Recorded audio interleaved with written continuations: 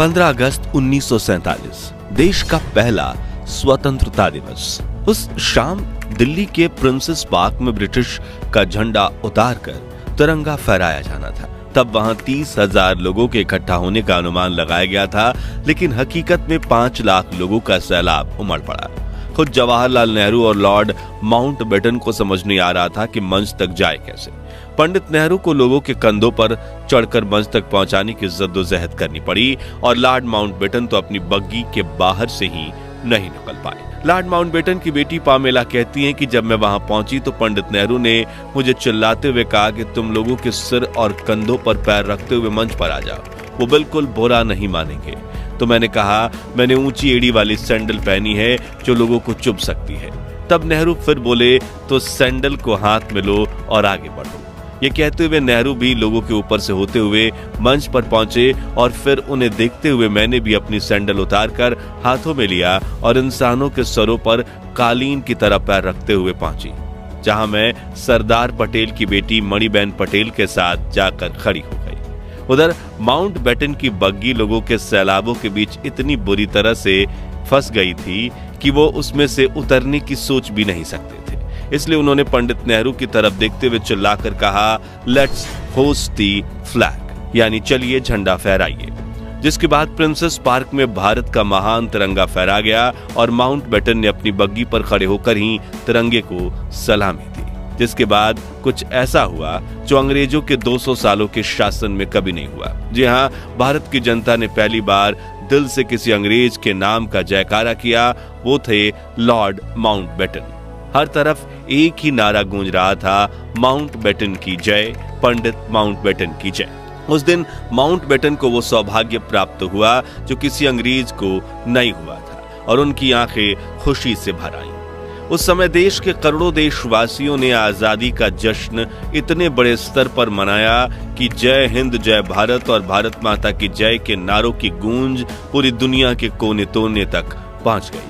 और आज की इस खास वीडियो में आपको देश के पहले स्वतंत्र दिवस की सैर पर ले जाने वाले हैं, जिसमें हम कुछ दिलचस्प किस्सों के साथ दुर्लभ वीडियोस भी देखेंगे। बाकायदा हम ब्रिटेन का झंडा उतारकर भारत का तिरंगा लगाने का दुर्लभ वीडियो भी देखेंगे। इन सब की मदद से आप उन खुशनुमा पलों को खुद महसूस कर पाएंगे। आपका सीना गर्व से चौड़ा हो जाएगा और तो और खुशी के आंसुओं से भर जाएंगी आपकी आंखें। तो पूरा वीडियो जरूर देखिएगा। दोस्तों, द्वितीय विश्व युद्ध में भले ही प्राइम मिनिस्टर विंस्टन चर्चिल ने ब्रिटेन को जीत दिलवाई थी, लेकिन इस जंग में ब्रिटिशर्स की कमर टूट गई थी। दूसरी तरफ भारत में आजादी के आंदोलन की रफ्तार काफी तेज हो चुकी थी। नेताजी सुभाष चंद्र बोस की देश के बाहर देश के लिए बनाई गई आजाद हिंद फौज अब जंग के लिए तैयार थी और महात्मा गांधी के नेतृत्व में देश में स्वतंत्रता आंदोलन अपने चरम पर था। जो देख ब्रिटिशर्स ये समझ चुके थे कि अब अगर हम भारत को आजादी नहीं देंगे तो वो हमें बेइज्जत करके देश से बाहर खदेड़ फेंकेंगे। ऐसे में नए प्राइम मिनिस्टर रिचर्ड एटली ने 20 फरवरी 1947 को ब्रिटेन की हाउस ऑफ कॉमन्स में घोषणा करते हुए कहा कि हम 30 जून 1948 तक भारत को पूरी तरह से आजाद कर देंगे। लेकिन समय बीतने के साथ कुछ ऐसा हुआ कि भारत को आजाद करने की तारीख नजदीक आ गई। दरअसल भारत को आजाद करने की जिम्मेदारी देश के आखिरी वायसराय लुईस माउंटबेटन को दी गई थी, जो शुरुआत में इस काम में साल भर का समय लेने वाले थे। लेकिन देश की स्थिति अब नियंत्रण से बाहर होने लगी थी। इसी दौरान एक और स्वतंत्रता सेनानी लगातार संघर्ष कर रहे थे। वहीं दूसरी तरफ अंग्रेजों के डिवाइड एंड रूल षड्यंत्र की वजह से देश के कई इलाकों में जात पात के दंगे भड़क उठे थे। स्थितियां अंग्रेजों के हाथों से बाहर निकल रही थी। तभी ब्रिटिश इंडिया के आखिरी गवर्नर जनरल सी राजगोपालाचारी ने माउंटबेटन को समझाते हुए कहा कि अगर आपने 30 जून 1948 तक इंतजार किया तो वापस करने के लिए आपके पास कोई सत्ता ही नहीं बचेगी। यह बात उनके जहन में बैठ गई थी और लॉर्ड माउंटबेटन ने भारत को जल्द से जल्द आजाद करने का निर्णय लिया और 3 जून 1947 को इस प्रेस कॉन्फ्रेंस में ऐलान कर दिया गया कि 15 अगस्त 1947 के दिन भारत को आजादी दी जाएगी। साथ ही भारत और पाकिस्तान के नाम के 2 देश बनेंगे और इनके संविधान भी अलग अलग होंगे, जिससे लंदन में तो हैरानी का माहौल फैल गया, क्योंकि अब सोने के अंडे देने वाली ये चिड़िया 200 सालों बाद उनके कैद से आजाद होने वाली थी। लेकिन भारत में खुशियों का माहौल फैल गया, क्योंकि जिस आजादी के लिए लाखों फ्रीडम फाइटर्स ने अपनी जान दी थी, अब जल्द ही सभी देशवासी उस आजादी की खुली हवा में सांस लेने वाले थे। दोस्तों, क्या आप जानते हैं कि आजादी के दिन तो 15 अगस्त को चुना गया, लेकिन तब आजादी का समारोह 14 अगस्त की दरमियानी रात को ही क्यों शुरू कर दिया गया था? तो इसके पीछे भी एक खास कारण था। दरअसल भारत के वरिष्ठ ज्योतिषियों के मुताबिक 15 अगस्त का दिन शुभ नहीं था। उन्होंने कहा कि ग्रह नक्षत्र की स्थितियों के लिहाज से 15 अगस्त को इतना महत्वपूर्ण काम नहीं किया जा सकता, और सौभाग्य से 14 अगस्त के दिन सितारों की स्थिति 15 अगस्त की तुलना में ज्यादा बेहतर थी। लिहाजा फैसला लिया गया कि 14 अगस्त 1947 की ठीक आधी रात को यदि भारत को आजाद कर दिया जाए तो यह हर तरह से बेहतर साबित होगा। वायसराय लॉर्ड माउंटबेटन ने यह प्रस्ताव स्वीकार किया और 14 अगस्त की रात 11 बजे संसद भवन के सेंट्रल हॉल में स्वतंत्रता दिवस समारोह आयोजित किया गया, जिसकी शुरुआत सुचेता कृपलानी ने की, जो 60 के दशक में उत्तर प्रदेश की पहली महिला मुख्यमंत्री बनी। पहले अल्लामा इकबाल का गीत सारे जहां से अच्छा और फिर बंकिम चटर्जी का वंदे मातरम गाया, जो बाद में भारत का राष्ट्रगीत बना।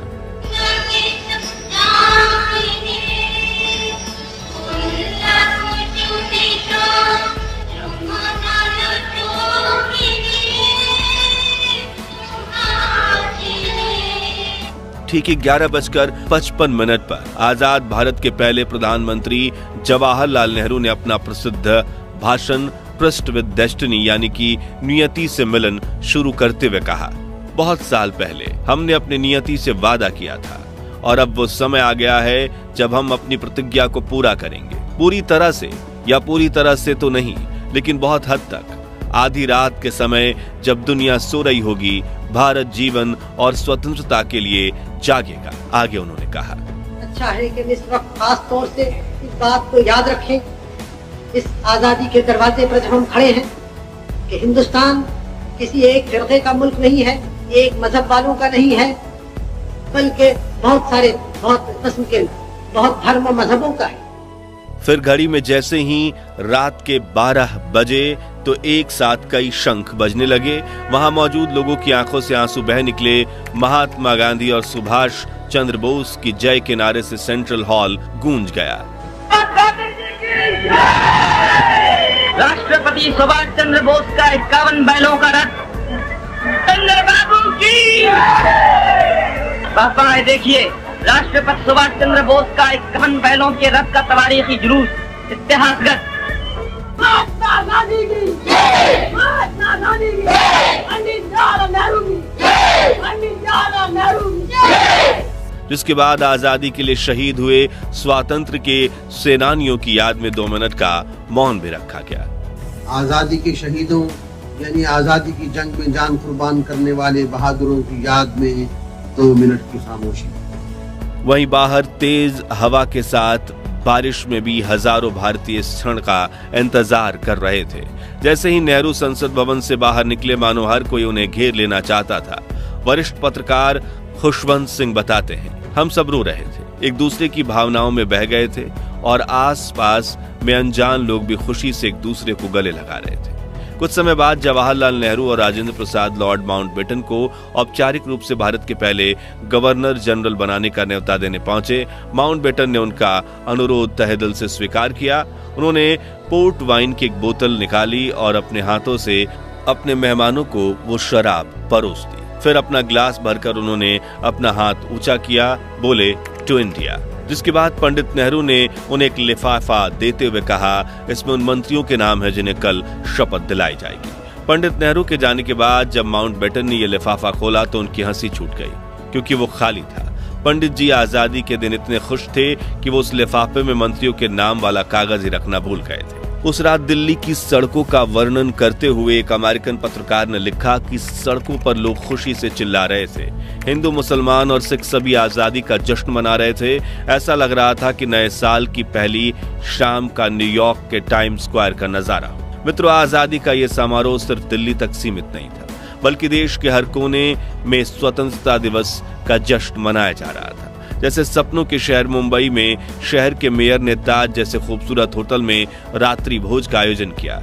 हिंदुओं के धार्मिक शहर बनारस में एक मुसलमान द्वारा राष्ट्रीय झंडा फहराया गया, तो वहीं उत्तर पूर्व के पहाड़ी शहर शिलोंग में गवर्नर ने एक समारोह की अध्यक्षता में